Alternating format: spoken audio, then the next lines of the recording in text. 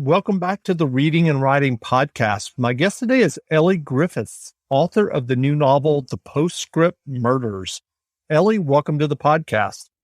Hi, it's lovely to be here. Great to have you. Well, if someone hasn't heard about your new novel yet, how would you describe The Postscript Murders?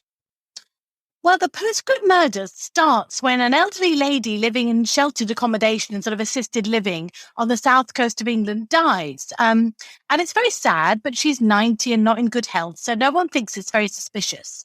And then her caregiver, goes to clear her flat and finds that the lady whose name was Peggy has lots of crime novels in her house. And what's more, a lot of them are dedicated to Peggy. And some of them say, "Thanks for the murders." And then the carer finds some business cards describing Peggy as a murder consultant. And that's enough to take her suspicions to the local police, who are at first skeptical. But then it turns out that Peggy was actually employed by crime writers as a murder consultant to find gruesome ways for people to die in their books. But when a well-known crime writer dies, it appears that somebody might be killing off crime writers. I think that's all I can say. Well, I'm curious because I know you've written a number of mystery novels. Do you have a murder consultant that you use? Well, I don't exactly, but there is a real life counterpoint to Peggy, actually, because I have an Aunt Marge, and since I've been talking about her, I've found that so many people have an Aunt Marge. I don't know why that is. Anyhow, I have an aunt called Marge, and she lives happily, just say straight away, she's well and with us, still with us. But she lives in sheltered accommodation on the south coast of England. And as soon as she moved there, I don't know what it was. Maybe it was the sea view. Maybe it was the fact that she has a lovely sort of balcony where she can see everything that's going on. But she became kind of, I can only say, sort of obsessed with murder. And she kept thinking of crime plots, and she would ring me up, and I'd always know it was her because, not many people use your landline these days. She'd always ring on my landline, and she'd say, "Oh, hello, love. I've thought of a good murder for one of your books." So that's really what made me think, what if there was someone whose job that was to think up murder? And so was that kind of the original idea or impetus that led you to write The Postscript Murders?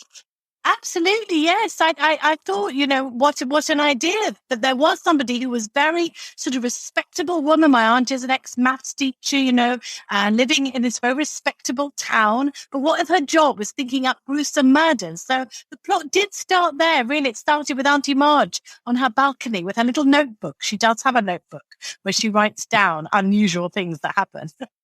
So what was your original writing journey that led you to writing and getting your first novel published? Well, I guess I'm sure it's true of a lot of your guests, actually, in that I always wanted to write, always wanted to write, even before I kind of could write. I used to make these little picture books, so I always wanted to write. When I was 11, I wrote a full-length crime novel, actually. And it was called The Hair of the Dog, which must have been a phrase my parents had used. I don't know if I knew what it meant, but I thought it was a good title. So I always wanted to be a writer, but you never quite know how to do that, do you? And I suppose I did a lot of the right things in that I read English at university, and then I went to work in a library and eventually worked for a publishing company, and actually sort of worked my way up through this publishing company, HarperCollins, to become publishing director for children's fiction. But strangely, that sort of put me off writing myself. I'm not even sure why it was. So it wasn't until I was on maternity leave, and I've got twins, and they're 23. So I guess it was 24 years ago when I was on maternity leave, I suddenly thought, oh, I'm going to try again. I'm going to try and write a book. And that book eventually became my first published book. So like a lot of people, it's a long journey, isn't it? And certainly I wrote a lot of things that weren't published and weren't publishable, I'm sure. Sure. Well, what is your writing process when you're working on a novel? Since you write mysteries, do you plot extensively before you begin writing? It's so funny, really, because that has changed for me as I've gone on writing. I've written, I think, 22 books as Elly Griffiths. I did write before under my real name, which is Domenica De Rosa, which sounds made up, I know. But I've been writing mysteries as Elly Griffiths for a while now. And I'm not a great planner. I know some people make amazing sort of spreadsheets and that's great if that's how you work, but I'm not a great planner, but I always used to do, like in longhand in my notebook, a chapter plan that went all the way through the book. And I would, work it all out and work out who did it. But for the last 4 books, which funny enough, I think have had my most complex plots, I haven't actually written anything down. I have had a plot, I have had an idea, and it's been in my head and it's changed a little as I've gone along. And I don't know if that's because I've got a bit more confident now. I've sort of got confident that I can work it out. And I don't even know if it'll carry on like that. But it's funny how that has changed. And there's a very good quote I'm trying to remember. I think it's by E.L. Doctorow. He said something like, writing a book is like taking a journey in the dark with your headlights on. You can only see a little way in front, but you can make the whole journey that way. And I think that's now how I write, if that makes sense. Yes, it does. And I'm curious about that. When you start thinking about a new book, I mean, because you do tend to be prolific, do you start thinking about it while you're writing your previous book? And do you write anything down at this point, or are you just in your head kind of thinking like, that would be a good idea? It's sort of a bit of both, really. I can't really write 2 books at the same time, though I know some people can. But I'm sort of only writing 1 book at a time, but I'm often thinking about the next one. And, if I do get an idea, I have a little notebook, again, always with me, and I sort of jot down an idea. And ideas do go round in my head. But sometimes I will, finish 1 book. And as you say, I have been, I think, quite prolific over the last few years. I've published 2 books a year. Sometimes I have sat down at my desk and just thought, I've got to start the book today. And I have always started it, even if there's not much of an idea. So again, it's a little bit about just trusting that the ideas do come. Sometimes there's not much in my head when I sit down to start writing it. Wow.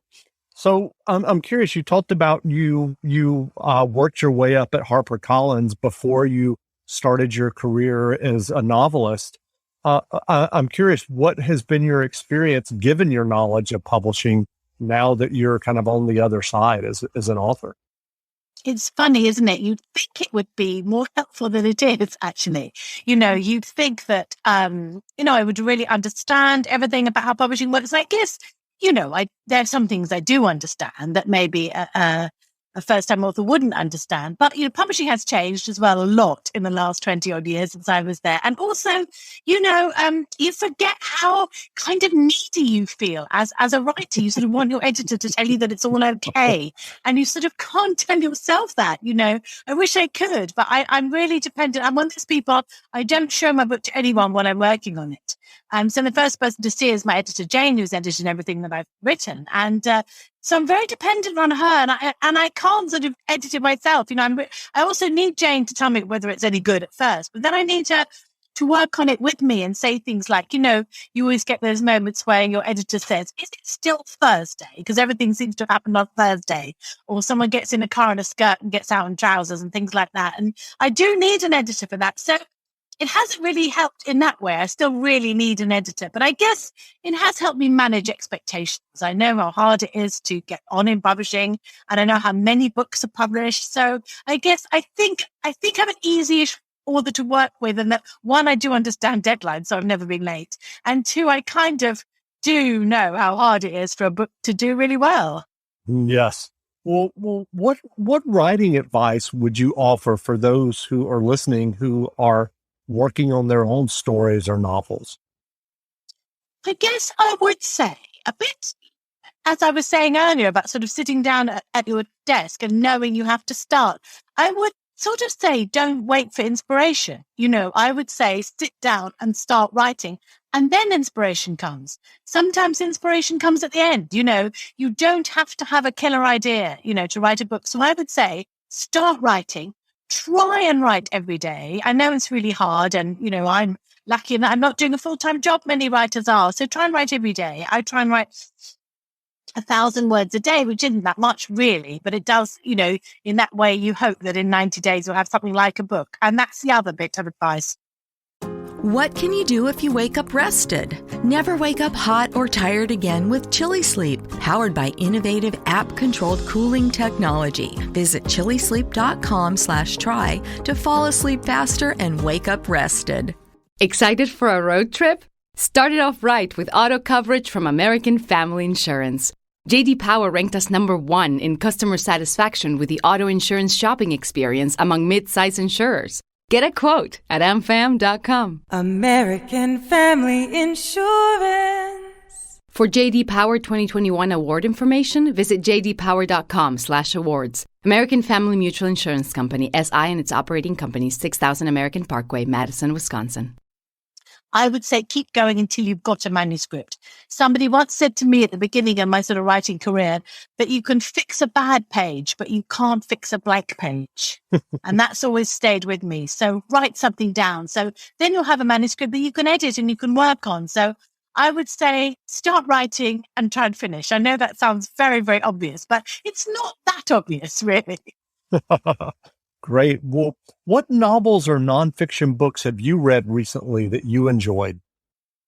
Well, I suppose I'm sure like all your listeners and guests, I am quite a prolific reader. I read all the time. I love reading sort of historical fiction, all sorts of fiction. Recently, I read a very good book by a British author called Will Dean called The Last Thing to Burn. And that's I think it's only just come out in the US, but it is out in the US. And it's a very tense novel about a woman who's basically held prisoner. And it's one of those books, it's not a very long book, and you're happy it's not long because you sort of can't bear that level of tension. But I thought that was really, really good. I think it should, if there's any justice, make Will a big star. And another book that I really enjoyed recently was by Erin Kelly, and it was called Watch Her Fall.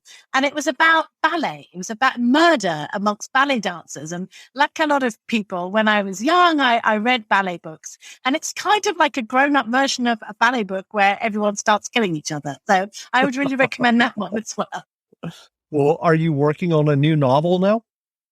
Yes, I'm working on the 14th book in my Dr. Ruth Galloway series. So I write a series of books about a forensic archaeologist who helps the police solve crimes. My husband's an archaeologist, so I'm really interested in archaeology. And they're set in Norfolk, which I don't know if you know Norfolk. It's on the east coast of England. It's very beautiful, but quite sort of desolate in parts, quite sort of lonely part of England. And there's loads of archaeology there. So they're set there. So I'm working on book 14 in that series, and it's called The Locked Room. And because I've published one of those books a year for the last 14 years, I have now got to the point of 2020, and it is going to take place during lockdown. I did think about whether I should do that or not, and I decided to do it. So it's called The Locked Room. And if I finish it in time, it should be out next year. So forensic archaeology. So are there things that you specifically read in terms of like looking for ideas that have to do with forensic archaeology? I mean, are you reading journals, or are you talking with your husband about ideas?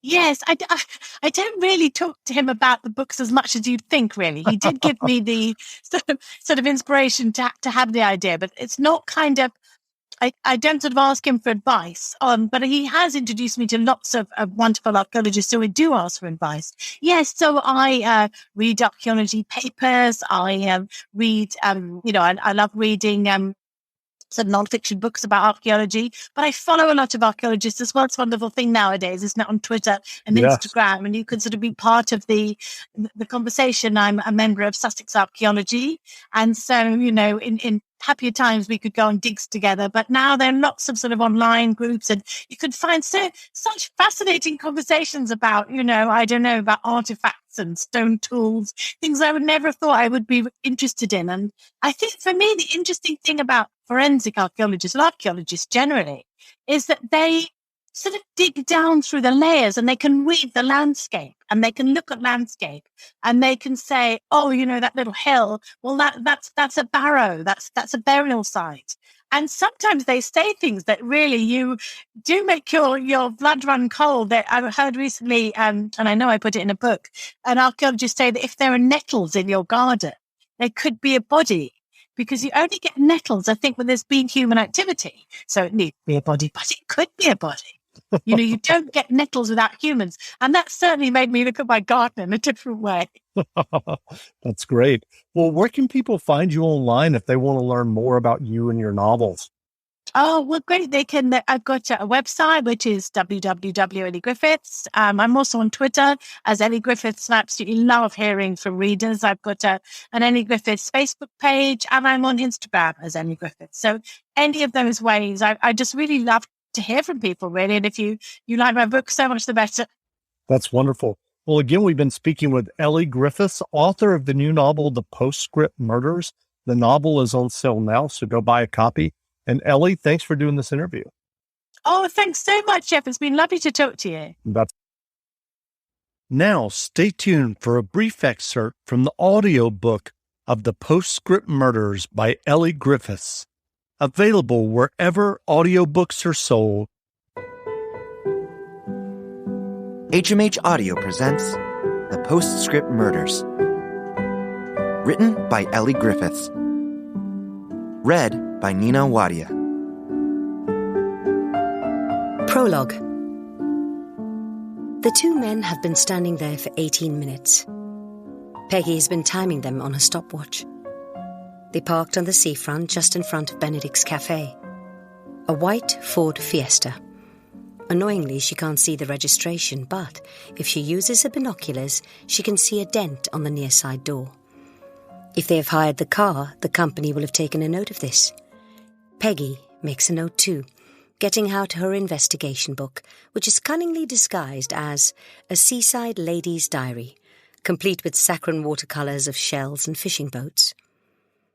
There are several reasons why Peggy finds the men suspicious. They look out of place in Shoreham-by-Sea, for one thing. Sometimes, just for fun, and to keep her observational powers honed, Peggy makes an inventory of people who have walked past her window. Monday, September 3rd, 2018, 10 a.m. to 11 a.m. 7 times pensioners, 2 couples, 3 singles. 1 times man on roller skates, 30s, 2 old. 4 times singles with dogs, 2 times collie crosses, 1 times pug, 1 times doodle. People always remember dogs. Woman, 30s, smartly dressed, talking on phone. Man, 60s, carrying black bin liner, probably homeless.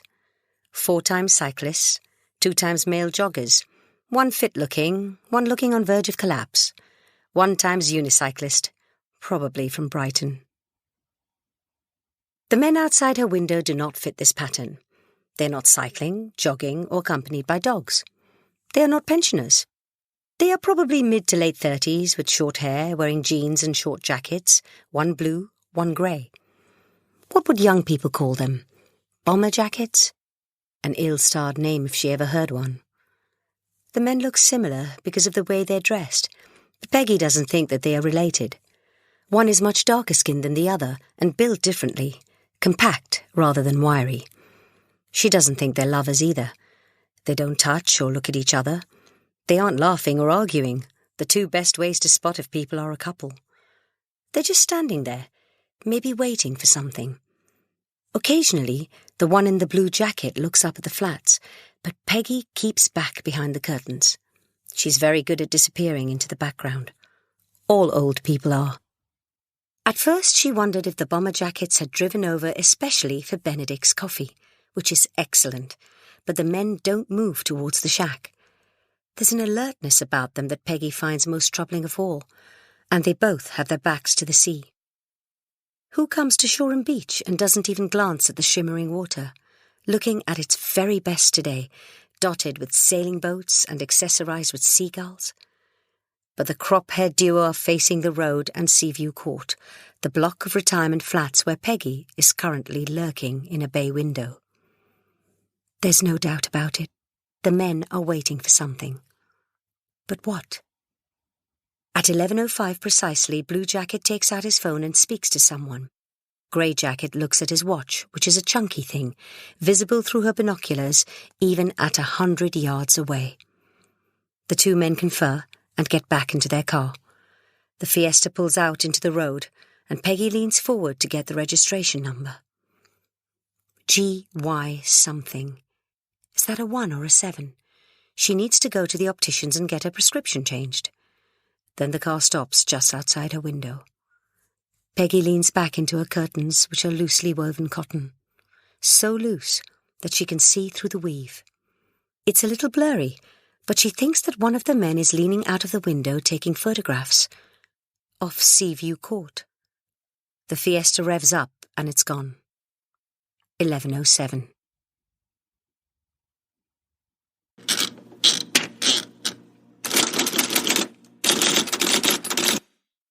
Guys, do you want to lose weight fast, have more energy, and improve your health? Now you can with Nutrisystem for Men. Get delicious breakfasts, lunches, and dinners, even snacks and shakes delivered right to your door. All delivered for free. It's easy to follow, and you'll see results in your first week. Go to Nutrisystem.com/meal now and get 50% off everything. And with their new premium meals, guys get bigger, bolder meals with up to 30 grams of protein and 25% more calories to keep you feeling full and satisfied as you drop the pounds. Just go to Nutrisystem.com/meal right now and get 50% off. You heard me right. Go to Nutrisystem.com/meal right now and get 50% off everything. Forget about takeout and fast food. Nutrisystem for Men is real food and real simple. It's all planned out and delivered right to your front door. Don't wait. This special offer will not last forever. Just go to Nutrisystem.com/meal right now and get 50% off. Go to Nutrisystem.com/meal.